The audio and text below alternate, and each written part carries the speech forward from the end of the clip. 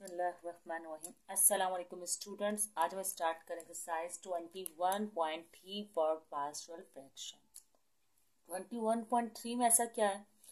21.3 case 3 है actually.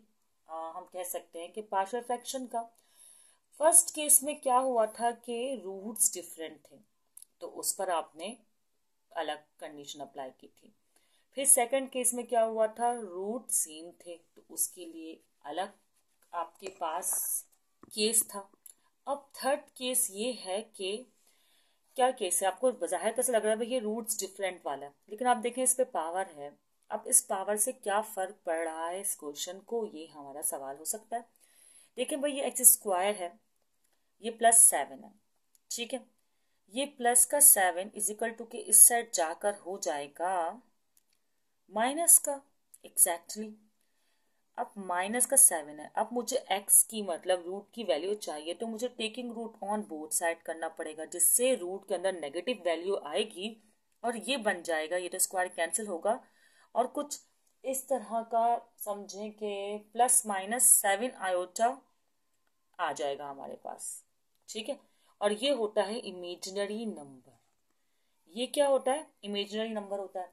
तो अब इसके लिए जब इसको पार्शियल फ्रैक्शन में आपको रिजॉल्व करना होगा तो ज़रा मुख्तलिफ तरीके से रिजॉल्व करना होगा। वो मुख्तलिफ तरीका क्या होगा? आपने सिंपली क्वेश्चन को रीराइट करना है, x² - x - 13, ठीक है। और ये तो आपको पता है, ये आपने लिखना ही होता है। तो आपको क्या करना है, ये रूट तो आपका सिमिलर प्रीवियस रूट्स की तरह है। आपने क्या करना है, ए बार लिखना है ax+b, ठीक है। और फिर जो ये वाला रूट है ये इसके डिनोमिनेटर में लिख लेना है।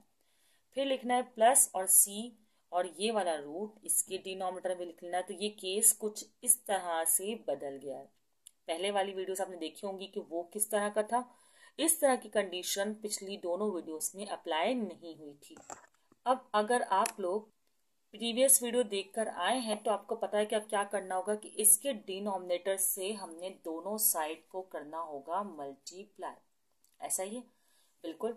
तो मैं यहाँ लिख कर रख लेती हूँ पहले, और मैंने आपको बताया था कि एलसीएम मेथड भी आप लोग चूज कर सकते हैं, ठीक है भाई। देखिए मल्टीप्लाई मेथड में क्या होगा कि ये वाले से जब कोई चीज़ मल्टीप्लाई होगी तो पूरी ओवरऑल कैंसिल हो जानी है, तो कुछ भी आपके पास नहीं बचना है। मैं लिख कर दिखाऊं एक बार या नहीं, बल्कि समझ जाए आप लोग, बल्कि लिख रही हूँ x² + 7 x-2 को मैं इस पूरी साइड से मल्टीप्लाई करवा रही हूँ, तो ये x² - x - 13 as it is रहेगा, और ये डिनोमिनेटर में x² + 7 x-2 as it is, ठीक है। इसी तरह यहाँ पर x² + 7 x-2 as it is आएगा, और ये ax यहाँ भी आप ब्रैकेट मेंशन कर दें क्योंकि ये दो वैल्यूज हैं आपके पास, और x² + 7 एज इट इज आ जाएगा। फिर यहाँ पर भी x² + 7 x-2 c, और डिनोमिनेटर में x-2, इस तरह। सही कर रही हूँ ना? कर तो मैं सही ही रही हूँ। अब x² x-2 कैंसिल कैंसिल, और x² + 7 x² + 7 कैंसिल, और x-2 कैंसिल। तो जो रिमाइनिंग बचेगा आपने वो लिख लेना है। आप तो लिख लेते हैं हम। तो क्या बच रहा है यहाँ पर? यहाँ तो सिर्फ हो रहा है कि x² - x - 13, ठीक है। यहाँ पर x-2 रिमेनिंग है, और ax + b। इसी तरह यहाँ पर है x² + 7 और c की रिमेनिंग। अब इसको आपने अभी इक्वेशन 1 ना मैंने नाम नहीं दिया था, आपने क्या, मैंने नहीं नेम दिया, वैसे इक्वेशन 1 का नेम दे देती हूँ, ठीक है। और ये है इक्वेशन 2। अब क्या करना है, अब हमें ए बी सी की वैल्यूज निकालनी है, जैसे कि हमने प्रीवियस वीडियोस में किया था। वो कैसे करेंगे हम? देखिए एक रूट तो हमारे पास बहुत सिंपल है, x-2, तो इसे तो x = 2 करके हम वैल्यू निकाल लेते हैं। तो मैं यहाँ मेंशन कर देती हूँ, पुट x = 2 इन इक्वेशन 2। सही, इक्वेशन 2 में ये काम करना है। इक्वेशन 1 का जो यूज है ना बिल्कुल एंड में, बिल्कुल लास्ट में होगा, ठीक है। ओके, अब मैं इसमें वैल्यूज पुट कर रही हूँ। x जहाँ जहाँ है वहाँ पर 2 का स्क्वायर -2 -13, यहाँ पर भी 2 -2 ax, अच्छा यहाँ पर भी 2, फिर प्लस b और यहाँ पर प्लस x2 की पावर 2 प्लस 7 और c, इस तरह। अब क्या होगा, अब आप सॉल्व करेंगे, सिंप्लीफाई करेंगे, भाई ये टर्म तो पूरी जीरो हो जाएगी। क्यों? क्योंकि 2 में से 2 गया जीरो, तो मल्टीप्लाई जीरो से कोई भी चीज़ होती है तो वो जाती है जीरो। तो खैर ये तो हो गया जीरो। अब यहाँ क्या होगा, 2 2 4, 4 प्लस 7 हम कर लेंगे, 4 प्लस 7 क्या होगा 11, तो यहाँ पर आ गया 11c। यहाँ पर माइनस माइनस प्लस 13 और 12 15, 15 में से 2 2 4, 15 में से 4 गए तो आपके पास आया माइनस का 11। अब ये प्लस का 11 जो है, ये जीरो तो कोई इंपॉर्टेंस नहीं है, मल्टीप्लाई में है तो ये यहाँ आकर हो जाएगा डिवाइड। तो सी से जब -11 है और एक और 11 होगा डिवाइड, तो आंसर आएगा सी का इज इक्वल टू -1। तो एक टर्म तो आपके पास आ गई। अब ए और बी रह गए हैं, उसे आप लोग ये वाला रूट लेकर नहीं मालूम करेंगे, आप कंपेयरिंग मेथड यूज करेंगे। अब वो मैं आपको सिखा देती हूँ कि कंपेयरिंग मेथड कैसे करते हैं। कंपेयरिंग मेथड के लिए आपने क्या करना है कि यही इक्वेशन को करना है ज़रा सिंप्लीफाई। अब क्या करना है इस इक्वेशन के साथ, देखें एक्स स्क्वायर, तो एक मिनट यहाँ पर ना थोड़ा सा ब्रेकेज दे दें ताकि मिक्सअप ना हो कि ये चीज़ अलग है, ठीक है। अच्छा वहाँ एग्जाम में नहीं कीजिएगा, ये अभी बस वीडियो के लिए ही मैंने किया। अब यहाँ एक्स स्क्वायर आप लोग लिख सकते हैं, आप बाय यूजिंग इक्वेशन 2 इस तरह कर सकते हैं, ठीक है। एक्स स्क्वायर है माइनस एक्स है -13 है, ये तो सेम रहेगा। इनको कर दें multiply, a x are a x square, ठीक है। इसी तरह a x b are b x, और फिर ये 2ax, ठीक है, माइनस का माइनस प्लस माइनस का 2ax और माइनस प्लस माइनस का 2b, और क्या है प्लस, इसको भी मल्टीप्लाई करवा दें आप लोग, सी एक्स स्क्वायर प्लस सी एक्स स्क्वायर प्लस 7c, ठीक है। ये क्यों किया हमने, क्योंकि अभी हम एक्स एक्स वालों को ना एक साथ करने के लिए, वैसे तो अगर हम ना चाहे कॉमन लेके तब भी यूज़ हो सकता है, जैसे कि मैंने प्रीवियस वीडियोस में करवाया है, लेकिन मैं अपनी हर वीडियो में एक नया तरीका बताती हूँ ताकि जो आपको आसान लगे आप लोग वो चूज़ कर सकते हैं। एक्स स्क्वायर माइनस एक्स -13, ठीक है। अच्छा अब इन दोनों में ये देखिए, ये एक्स स्क्वायर है, ये भी एक्स स्क्वायर है, इनको एक साथ करके एक्स स्क्वायर को कॉमन ले लें। देखें ए प्लस का और ये सी भी प्लस का, और यहाँ से कॉमन आ गया एक्स स्क्वायर। ये मैंने एक स्टेप कम किया है, आप लोग पहले साथ सीक्वेंस में लिखिएगा और फिर कॉमन लीजिएगा। ये बी एक्स है, ये माइनस का 2ax है, ठीक है। ये बी एक्स है और ये माइनस का 2ax है, तो आपने क्या करना है कि b -2a रखना है, इन दोनों में है x कॉमन, तो आपने x कॉमन ले लेना है, ठीक। अब ये -2b और +7b बचा है, -2b प्लस 7c बचा है, इनमें तो कुछ कॉमन नहीं है, इनको तो आप ऐसे ही लिखते हैं, -2b plus 7c as it is, ऐसे ही लिखा रहने दें। अब आपको करनी है कंपेयरिंग। आप देखें आपको निकालना क्या है, आपको c तो मिल चुका है ना। अब आपको a चाहिए, तो a इससे भी निकल सकता है और इससे भी निकल सकता है, आपकी मर्जी है। तो लेकिन आपको c मिला है ना, तो आप a इससे निकालेंगे। तो किसको कंपेयर करना है, एक्स स्क्वायर के कोएफिशिएंट को कंपेयर करना है। तो comparing coefficient of x square, इस तरह मैं लिख देती हूँ। पहले एक्स स्क्वायर कोएफिशिएंट कंपेयर करना है, तो एक्स स्क्वायर के कोएफिशिएंट यहाँ पर तो 1 है इज इक्वल टू के इस साइड, और इस साइड पर क्या है a प्लस सी, तो आपने a प्लस सी लिख लिया। अब प्रॉब्लम ये है कि c की वैल्यू है, अभी तक a की वैल्यू आई नहीं है, तो आपको c की वैल्यू लिखनी होगी जो कि होगी -1, ठीक है। ये 1 है और ये a है और ये है -1। अब -1 इज इक्वल टू कि इस साइड जाकर हो जाएगा पॉजिटिव का 1, तो ये a की वैल्यू आपके पास आ जाएगी -1, यहाँ जाके पॉजिटिव का हो जाएगा, तो a की वैल्यू आ गई आपके पास 2। तो इस तरह आपने a की वैल्यू भी c के साथ साथ डिटरमाइन कर ली। अब आप देख लें, b की वैल्यू इधर इस वाले से भी निकल सकते हैं 13, और इसको आप कंपेयर कर लें, आपकी मर्जी है, या फिर x के कोएफिशिएंट को कंपेयर कर लें। तो मुझे लगता है कि x के ही कर लेते हैं, तो फिर मैं इसी तरह की वर्डिंग लिख लेती हूँ। अब x के कोएफिशिएंट को कंपेयर किया जा रहा है, आप लोग कॉन्स्टेंट्स को कंपेयर करके भी b की वैल्यू मालूम कर सकते हैं। खैर यहाँ पर है -1 सही है, और यहाँ पर कोएफिशिएंट क्या है b -2a, b -2a। आपको पता ना वेरिएबल के अलावा सब कोएफिशिएंट होते हैं, तो अब आपके पास जो ये तो -1 है, ठीक है, और -1 के साथ b तो आपको डिटरमाइन करना है। -2 और a की वैल्यू ये रही जो कि 2 है, तो आपने यहाँ पर 2 लिख लेना है। तो इन शॉर्ट b की वैल्यू क्या आ जाएगी देख लेते हैं हम।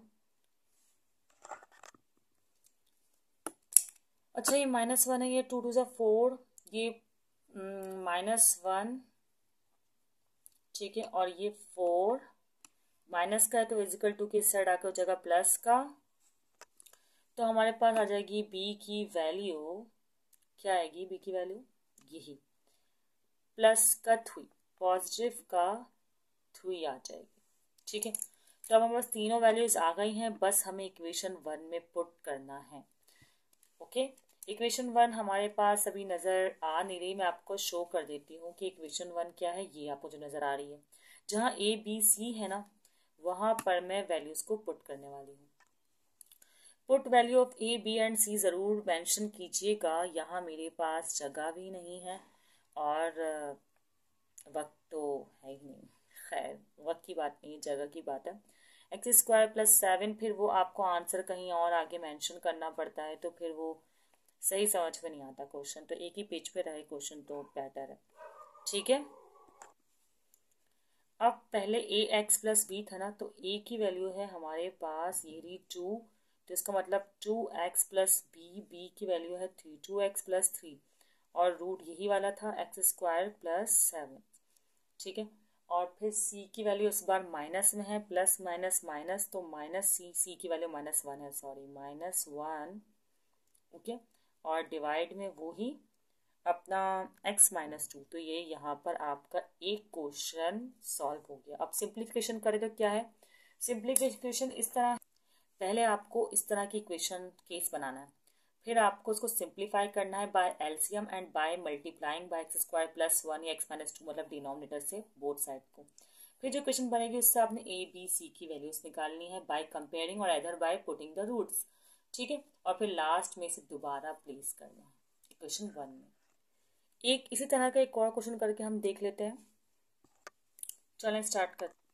क्वेश्चन नंबर 2, क्वेश्चन नंबर 2 बिल्कुल सेम इसी तरह है कि पहले आपको, क्योंकि देखिए x² + 10 है तो आपको पता है स्क्वायर रूट आएगा और ये माइनस का 10 ही बनेगा, तो इमेजिनरी इक्वेशन, ये तो मीन सेम केस है जैसे कि हमने प्रीवियस क्वेश्चन किया है, बिल्कुल इसी तरह का केस है, ठीक है। 6x - 5 x² + 10 x + 1। अब आपने वही केस बनाना है, क्या, ax + c डिनोमिनेटर में x² + 10 और c के लिए x + 1, इस तरह, ओके। अच्छा, अब क्या करना है, इसे कहते हैं ना इक्वेशन 1, और फर्दर सोल्यूशन करते हैं। आपको क्या करना है, multiply both side by denominator. हम इसका डिनोमिनेटर देख लेते हैं क्योंकि इसका भी डिनोमिनेटर एलसीएम के बाद वही बन जाएगा। तो अब multiply both side by x² + 10 x + 1 हम करने वाले हैं। कुछ टेढ़ा सा हो रहा है ये क्वेश्चन, देखिए खैर अब मैं सिंपल सीधा करने की कोशिश करती हूँ इसको। अच्छा, यहाँ से तो आपको पता है ये पूरी साइड डिनोमिनेटर कैंसिल गायब हो जाएगा। आप प्रीवियस वीडियोस देखते हुए आए हैं, क्यों कैंसिल हो जाएगा, अभी प्रीवियस क्वेश्चन में भी करवाया। यहाँ से x² + 10 कैंसिल होगा तो x + 1 आपके पास रिमेनिंग बचेगा, और ax + c तो है ही, ठीक है। और यहाँ से x + 1 कैंसिल होगा तो x² + 10 बचेगा आपके पास रिमेनिंग, और c यहाँ पर है, तो ये इस इक्वेशन को आप नाम दे देंगे इक्वेशन 2, ओके। अब क्या करना है, अब आपको निकालनी है a b c की वैल्यू। आपको पता है कि एक वैल्यू तो इस रूट को यूज करके बहुत इजीली निकल जाएगी। कैसे निकलेगी, आप बोलेंगे भाई पुट x + 1 है ना, तो -1, पुट x = -1 इन इक्वेशन 2, जैसा कि अब तक हम प्रीवियस वीडियोस में करते हुए आए हैं। चलें अब पुट करते हैं, जहाँ x है वहाँ -1, 5 एज इट इज, इसी तरह -1 + 1, और यहाँ पर भी e के बाद x है तो -1, और ये +c एज इट इज, और यहाँ पर भी -1, इसमें स्क्वायर ब्रैकेट बनाना चाहिए, -1 का होल स्क्वायर प्लस 10 और c। अब ये वाली वैल्यू तो माइनस प्लस की वजह से कैंसिल हो जाएगी, तो ये पूरी वैल्यू 0 हो जाएगी। जिसे लिखें या ना लिखें कोई फर्क नहीं पड़ता, तो मैं इस बार नहीं लिख रही। -1 1 1 ज़ा 1, 1 प्लस 10 हो जाएगा 11। तो यहाँ पर भी आपके पास इत्तेफाक से 11 ही आया है, और c तो है ही साथ में। 6 1 ज़ा 6, माइनस का 6 और माइनस का 5, ये भी 11, -11, ये भी -11 आया। तो 11 1 ज़ा 11 1 ज़ा, तो आपके पास c की वैल्यू आ गई है 11। इसको कर दें आप लोग बॉक्स में क्लोज। सही है। अब क्या करेंगे, अब आप कंपेयरिंग मेथड यूज़ करेंगे, जैसा कि प्रीवियस वीडियोस और प्रीवियस क्वेश्चन में किया है। कंपेयरिंग मेथड में क्या होता है वो बता देती हूँ फिर से। आपको करना ये होता है कि जो आपके पास इक्वेशन, इसे करना होता है जस्ट सिंप्लीफाई। तो ये 6x - 5 तो है ही। मैं तो सोचूँ अब नेक्स्ट टाइम ना यही सिंप्लीफाई करके इक्वेशन 3 बना दिया करूँगी, बल्कि बेटर यही है कि आप लोग यहाँ ही सिंप्लीफाई करके इसे इक्वेशन 3 बना दें। सही है। खैर ये 6x - 5 हो गया। ax क्या हो जाएगा, ax²। इस तरह xcx, बिल्कुल cx, x²। हाँ बिल्कुल सही है, बिल्कुल सही नहीं है, मैंने गलती से यहाँ c लिख दिया जबकि b आना है, तो मैं यहाँ पर b और यहाँ पर b लिखूँ। ठीक है, तो यह b हो गया। ठीक है, तो ये हो जाएगा bx। ओके, कौन सा पेन ले लिया, bx और यहाँ पर 1ax, इसी तरह ये 1b b, और x² ऐसा ही, या cx² ऐसे बोल दें, और 10c। ठीक है, तो इसे कह दिया आपने इक्वेशन 3 कह दिया या नहीं कहा, जैसे मैंने पहले कहा था, कोई मसला नहीं है। इस इक्वेशन को आपने यूज़ करना है कंपेयरिंग में। अब कंपेयरिंग करेंगे, आप देखें यहाँ पर x है, बल्कि ये x² है। हो क्या गया है, why I am doing mistakes, x² है। ठीक है, अब ये x² है, ये x² को साथ लेके कॉमन ले लें, बल्कि एक स्टेप और करें, खामखा इक्वेशन 3 लिख दिया मैंने।